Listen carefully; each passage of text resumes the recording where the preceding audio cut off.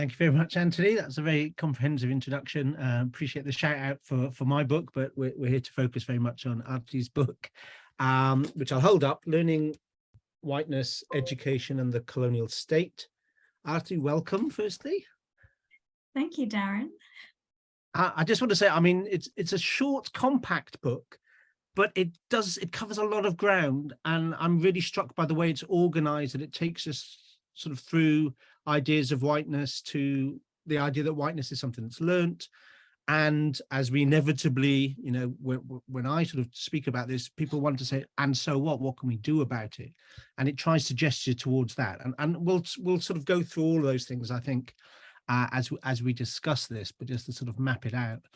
Can you say a little bit about how the book came to be? I'm always interested with collaboration, and perhaps you could say a bit about that as well.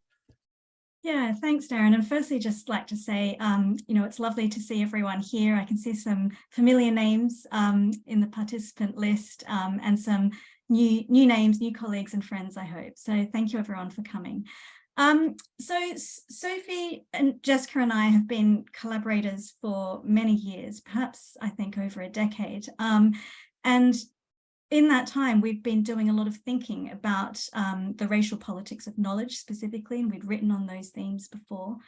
One of the things that struck us, well, there were two things that struck us, in discussions of race and racism in education, we found that often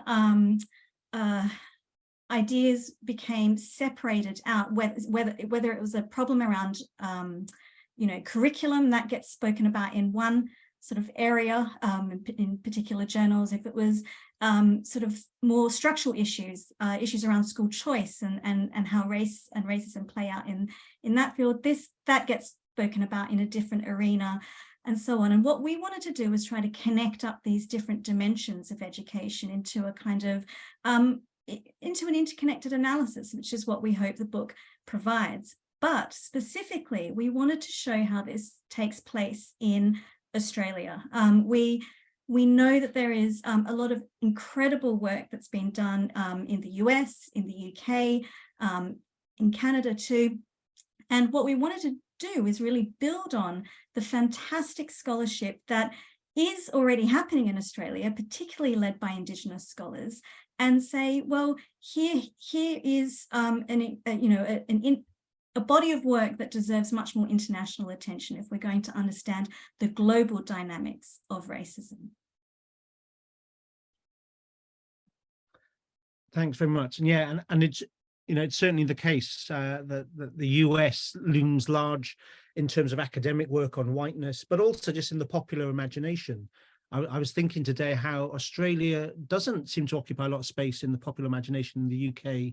You know, since the glory days of Neighbours and all the sort of associated things, Australian political news and Australian educational news, to my, you know, from my perspective, I don't see a lot of that in the UK.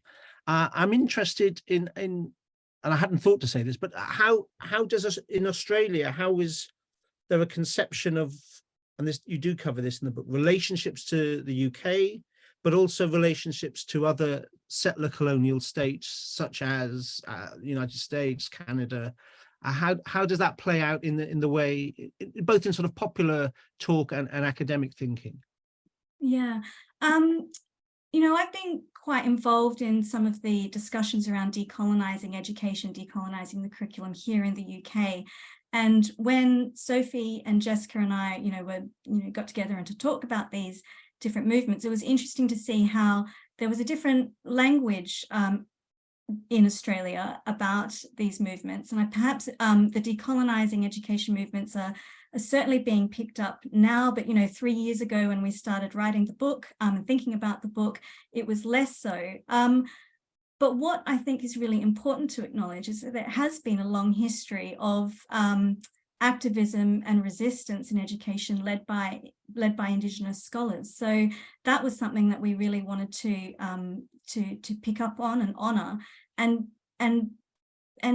bring into the kind of more public discussions around education.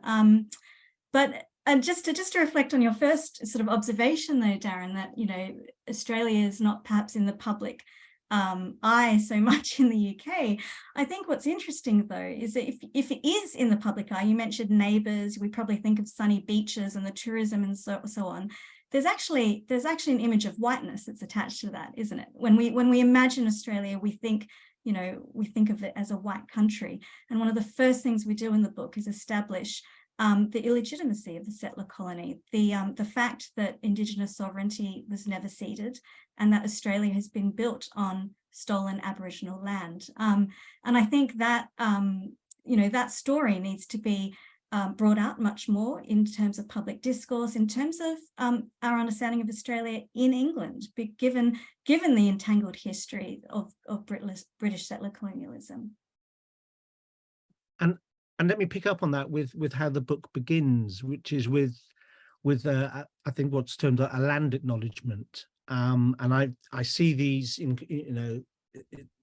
increasingly in settler colonial states, and also I've been at a conference in the UK where someone I think was coming from, I won't say which country, but sort of read out a land acknowledgement. But I think what I was struck with at the end of it, they said, okay, now we've done, now that's over with.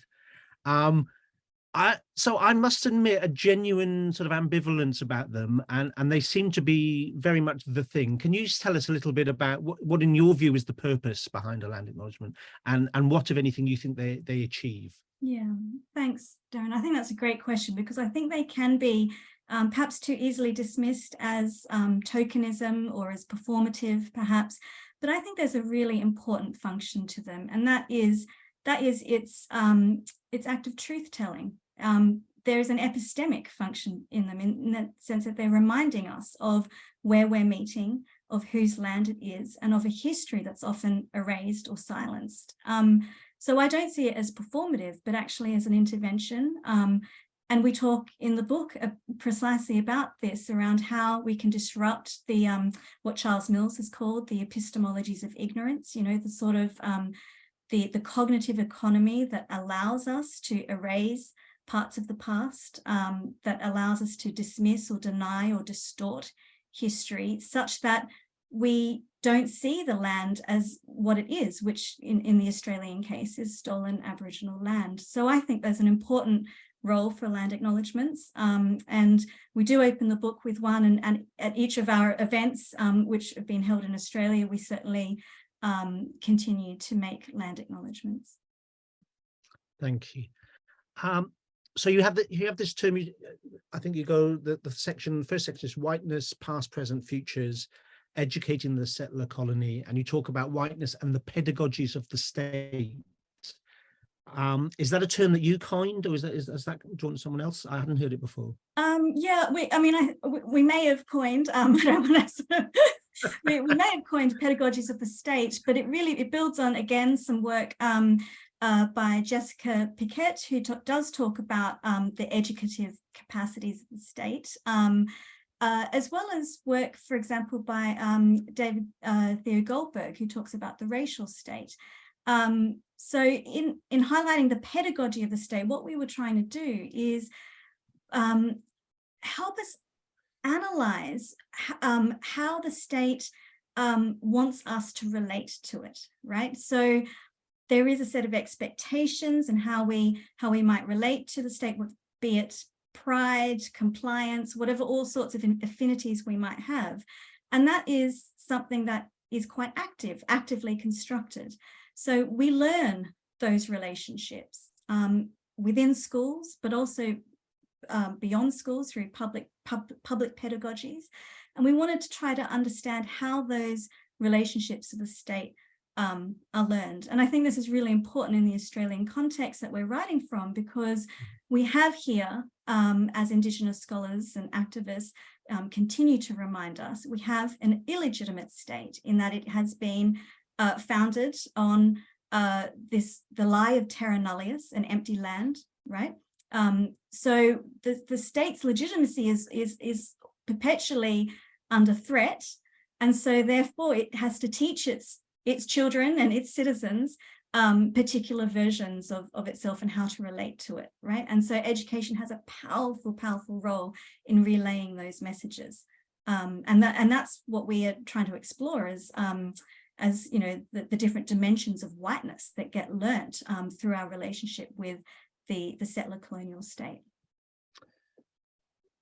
And I guess two questions come to mind, if it's not too confusing to share them both at once.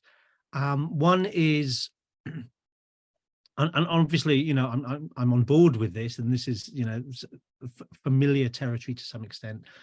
But to what extent is what you're describing a feature of the state rather than necessarily or exclusively of whiteness? Does the state always sort of construct a myth about its own legitimacy in order to preserve itself?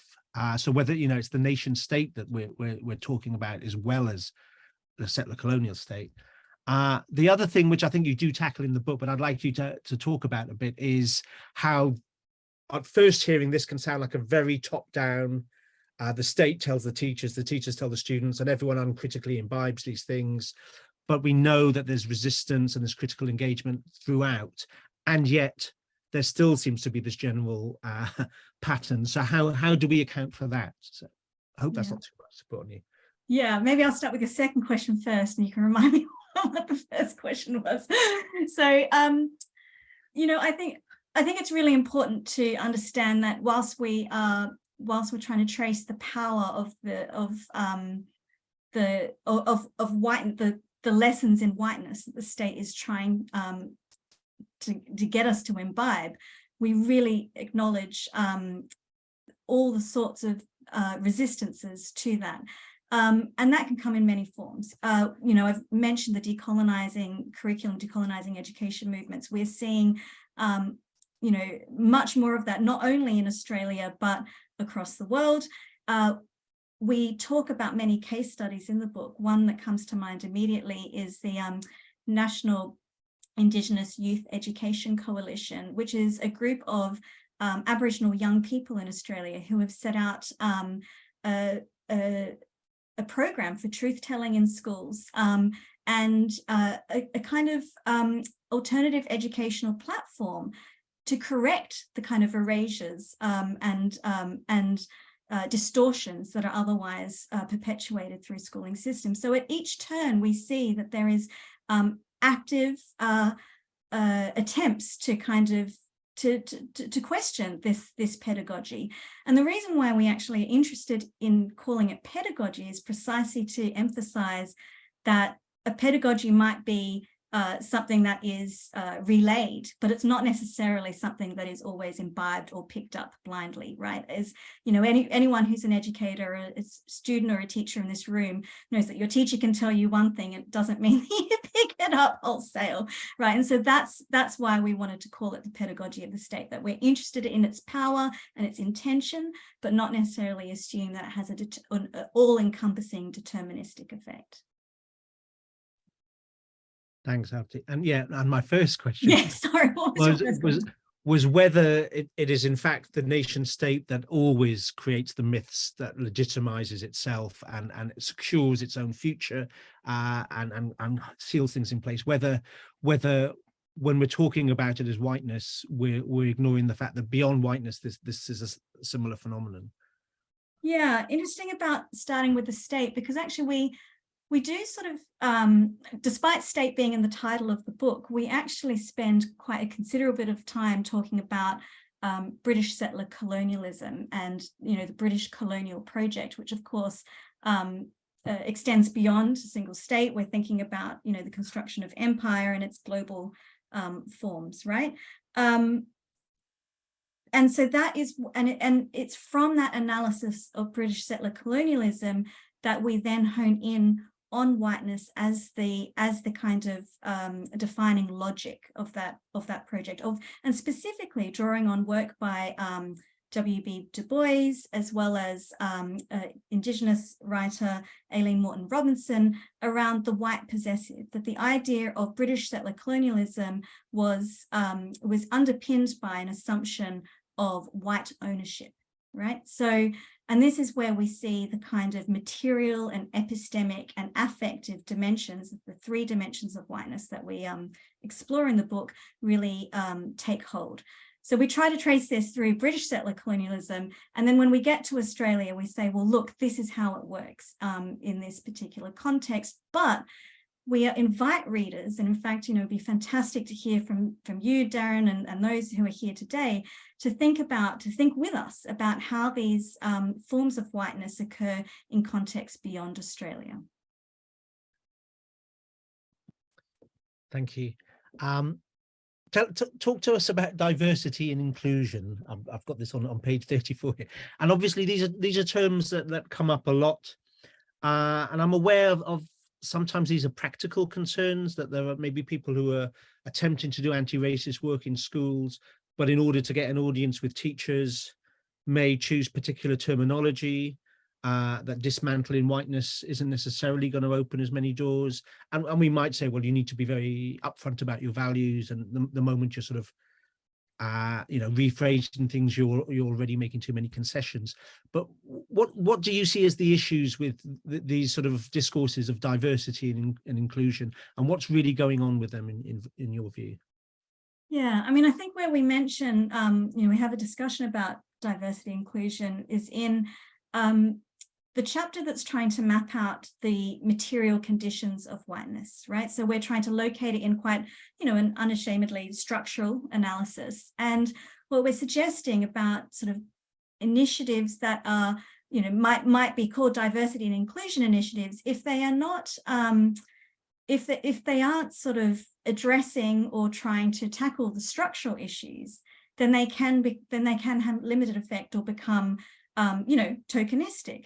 Now, that is not to diminish the very real and practical efforts that are made by teachers, students, young people, activists of all kinds, who are trying, at the chalk face, trying to do something different in educational institutions. So it's not to diminish that work, but it is to say we also need to think about the material structures that hold whiteness in place. And what ends up happening is that without attending to those material structures, diversity and inclusion issues can become kind of co-opted into maintaining whiteness itself, right? So, and we can see that time, if anyone here has been involved in some of these sorts of initiatives in our own institutions, you inevitably hit again, what Sarah Ahmed talks about, hitting the brick wall, right?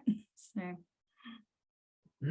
Yeah, as you say that, I'm reminded of Gaston Hage, who endorses the book and points out just how useful it is. In White Nation, he talks about the picture book, The Stew That Grew. I don't know if you remember that. Ooh, yeah, I don't remember that. It's an Australian picture book. I've actually bought it on eBay because I was so interested, and I've written about picture books since reading him. But he talks about it's a sort of creation myth of Australia where all kinds of diversity come along and throw something into the pot, and it's all mixed up for a meal.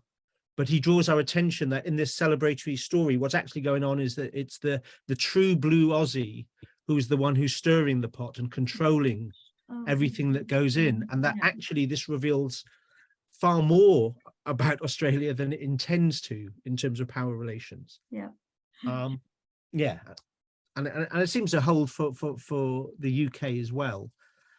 I'm wondering about, well, this is a slight diversion, but tell me if you don't want to go there. But we met when you contributed to the special issue Ethics in Education, and you wrote a critique of Michael Young's Powerful Knowledge.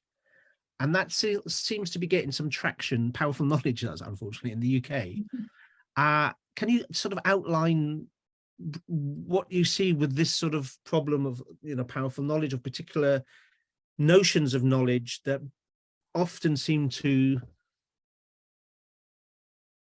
diminish notions of knowledges from elsewhere, and often seem to be, as you use the term, foreclosing in different kinds of ways? Yeah, I'll try to give a very brief outline about what powerful knowledge is for those who are listening in who might not know.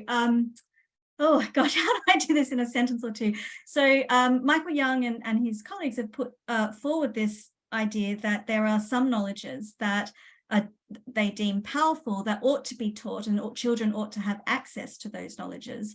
And those knowledges are usually those that have stood sort of the test of time over what's counted as in the disciplines, right? So they sort of defer to disciplinary knowledge as powerful knowledge.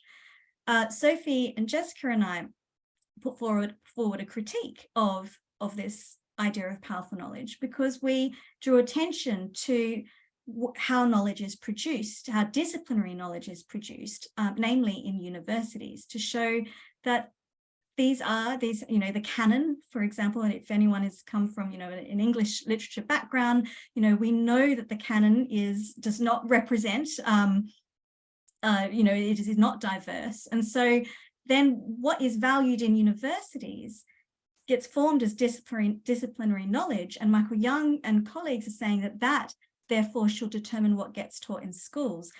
And their view, we argue, is not taking the university, the site of knowledge production, as a problematic or political space, when we know that it is, given how exclusionary, how white those institutions have been and continue to be.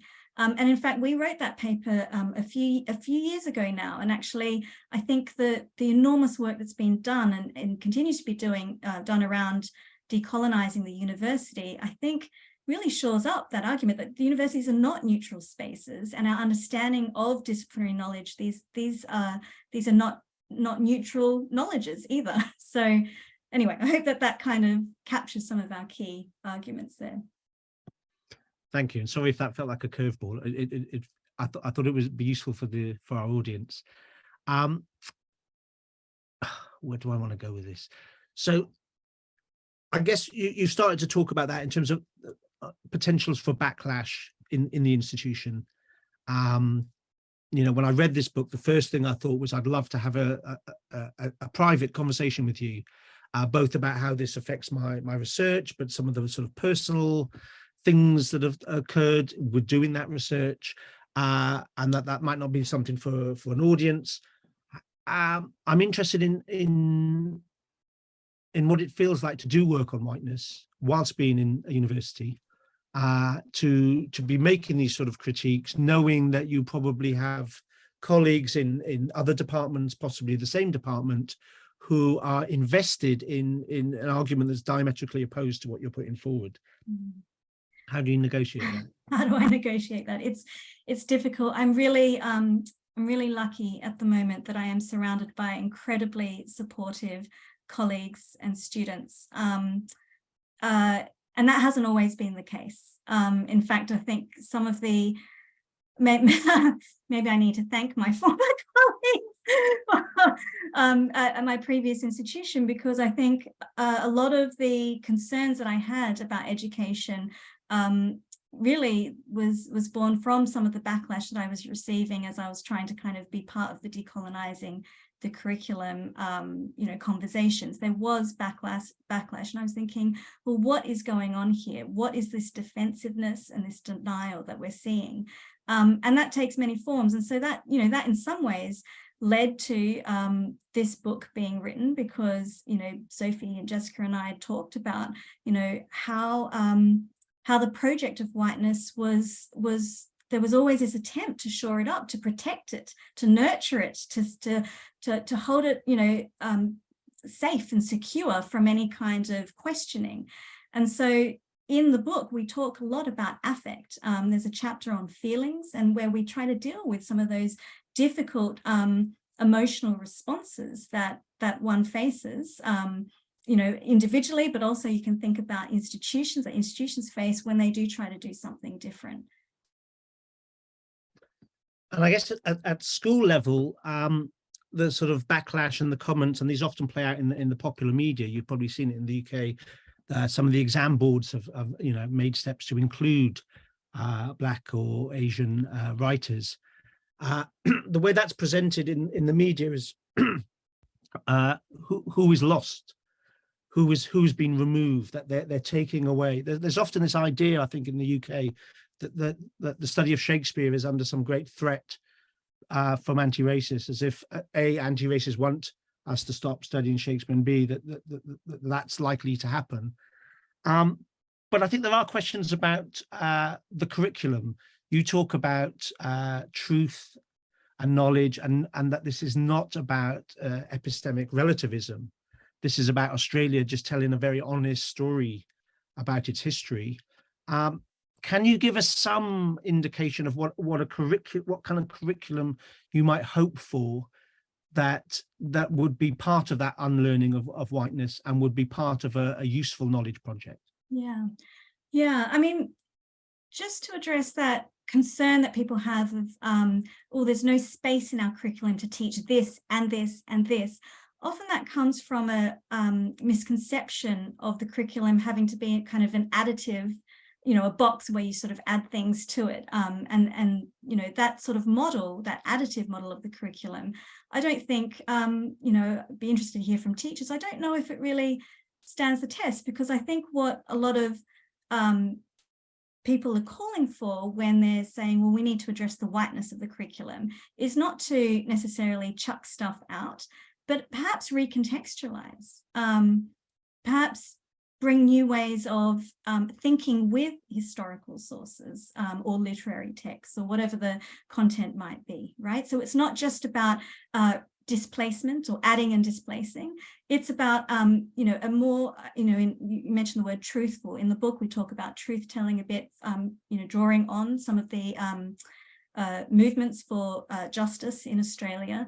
And so how can we have a much more truthful engagement with, in our case, Australian history within the curriculum? How can there be an opening?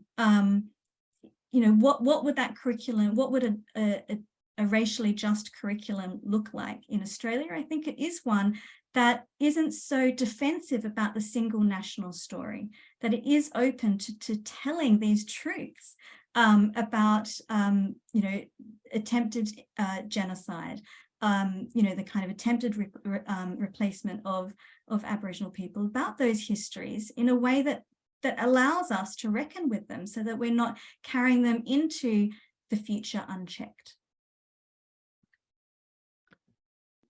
And this is probably the final one I ask, so I'll look for questions in the Q&A function. Do you have a sense of what kind of society would follow from that kind of education? And it might not be a linear thing of change the knowledge, change the broader society. But I guess one of the motivations for this myth making is, as you say, to keep things in place.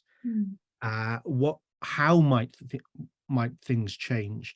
I think you also talk about the fear that what would eventually happen. You don't use this quite term, but that white people in Australia might be asked to leave the country, and this seems to not be articulate. I mean, the great replacement theory has been now mainstreamed in the Republican Party in the US. I don't know where this is in Australia, but there does seem to be, at least implicitly, this sort of fear that if we start telling the truth, what will become of it? Yeah. I mean, what we end up touching on at the closing chapter of the book, which is actually called Openings, in which we sort of invite our readers to think about the idea of reparative futures of education. And this idea is that if we want to build a just society, and indeed a just education system, then we need to address the injustices of the past and present.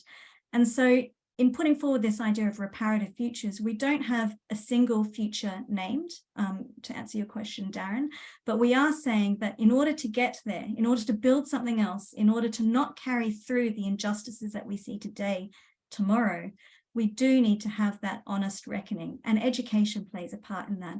So whilst we have a kind of quite critical take on education, in that it has been in the service of whiteness and in the service of the settler colonial state, we also end with not a naive, hopeful note, but with a recognition that education can play an important part in that social transformation. Because in order for us to address those injustices, past and present, there's a role for education. It is about what we teach. It is about our pedagogies and our educational relationships. And that's where we see great inspiration with what, in terms of what people are already doing out there. And hopefully those who are here in this room perhaps have some ideas for what the future of education could hold.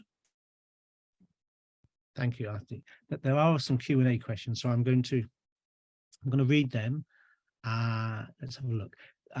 Natalie Payne says, this has been very educational. I'm interested in where things are in Australia. In the US, where I am based, critical race theory and the 1619 Project have become enormously contentious. Are similar backlashes brewing in Australia, or are you more open to genuine reparations? Yeah, Natalie, was it? Yeah, there are backlashes, perhaps not to the same intensity and extent that I've been reading about in the US, but there is absolute backlash from some sections of the right government in Australia. Sorry, members of Parliament in Australia. We have had a recent change of government, and this is it seems to me that this is borrowing the kind of the discourse from the US around critical race theory, particularly around the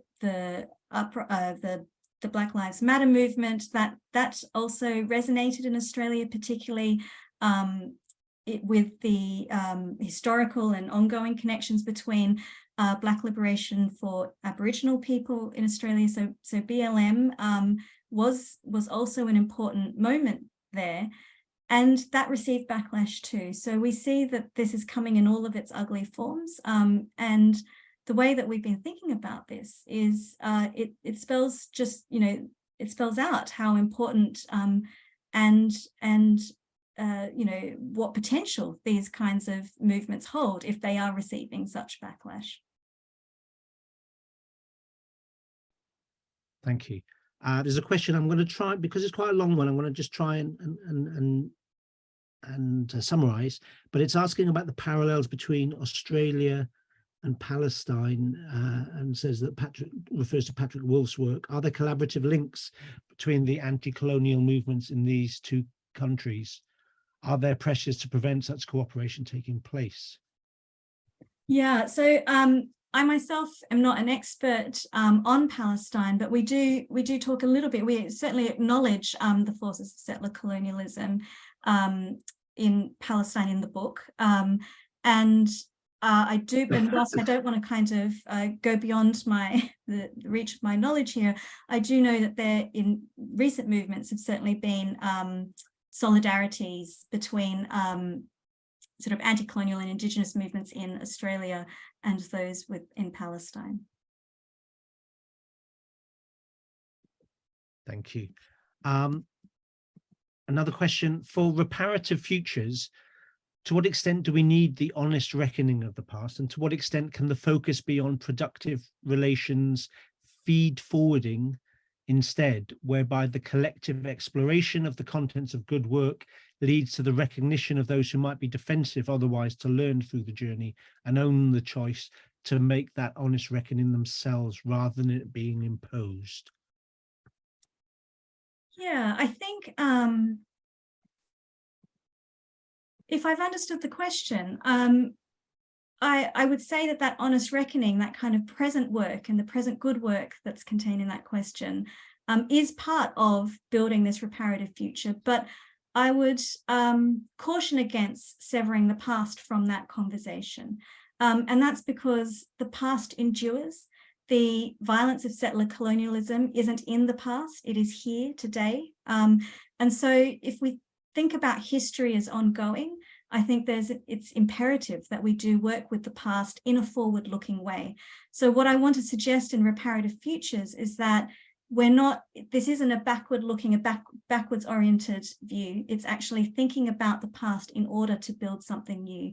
And I think the recent book by Olufemi Taiwo, Reconsidering Reparations, does exactly that. He's talking about reparations as a reconstructive project, a forward-looking project. Thank you. So a few more questions. This one says, I'm interested in the fact we talk about whiteness, we mean the systemic notion of whiteness, and obviously not only white people.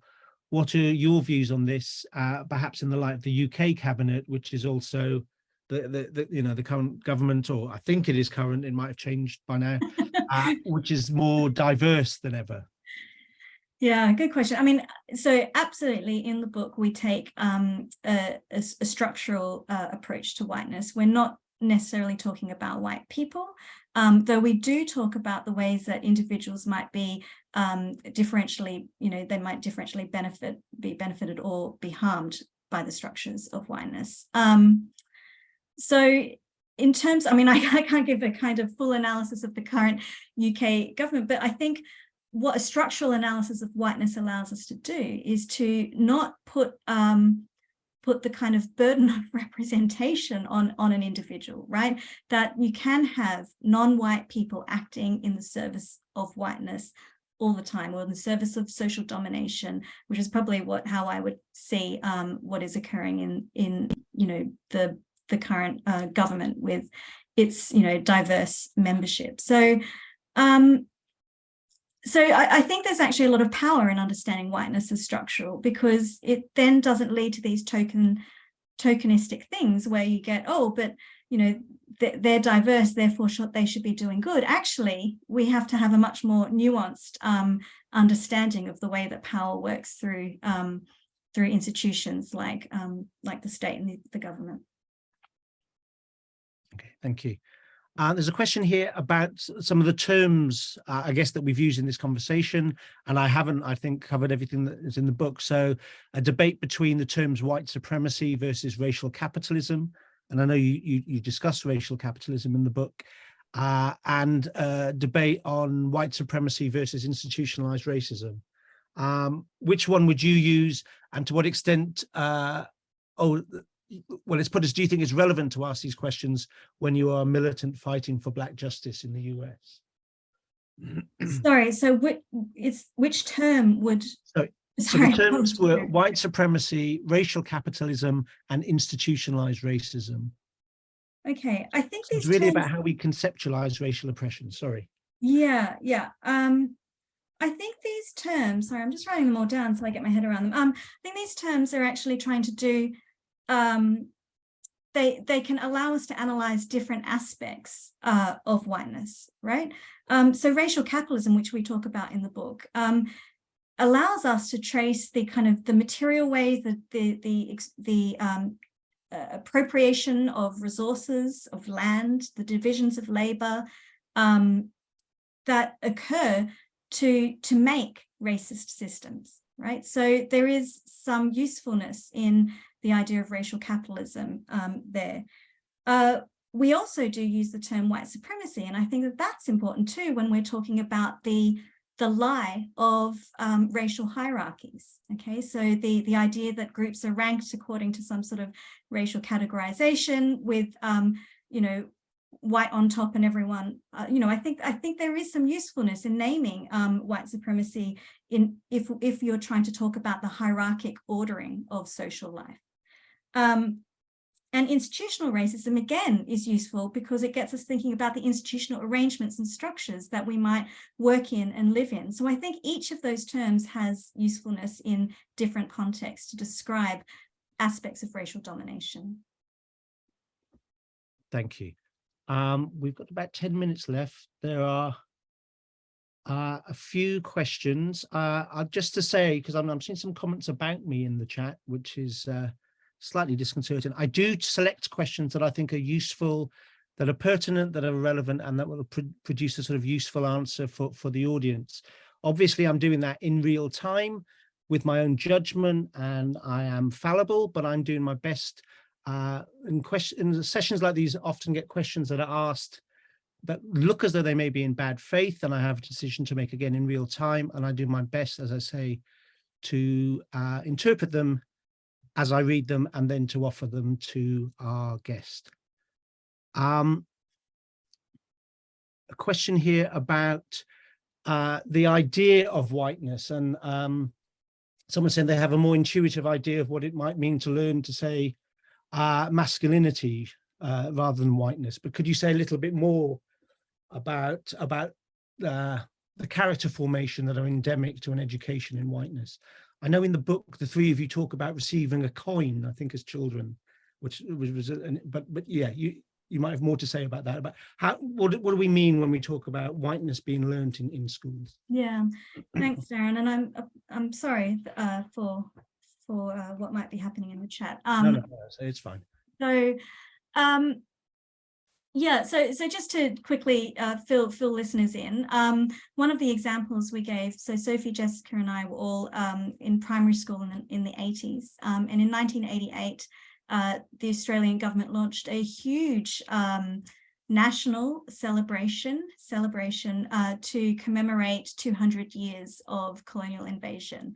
It was the bicentenary, and each primary school age child was given a silver coin, not real silver, but a silver coin. And in a lovely folder, we received this. We were so excited about this gift from the state. We cherished it. It came in a folder where we were asked to draw ourselves and our friends and have everyone's signatures on it. And I'm sure that each one of you has some sort of memory from school where you were asked to or invited into some kind of national celebration. Now, at the time, we reflect on this, at the time, we loved this present, this gift that we had. And it was, in 1988, there were active protests going on nationally led by Aboriginal people against the celebration of the bicentenary. They were what became known as the protests against Invasion Day. Now, those were not taught to us in our classrooms. Instead, we were receiving a single story of the state. So this goes back to your earlier question, Darren, about what could the curriculum look like? I mean, the curriculum could include those resistances and those, the kind of questioning of these sorts of messages, because we were being asked to accept invasion, settler colonialism as benign, as not even benign, as something great. We were asked to celebrate it. It was normalized. And I think that there is a question here for,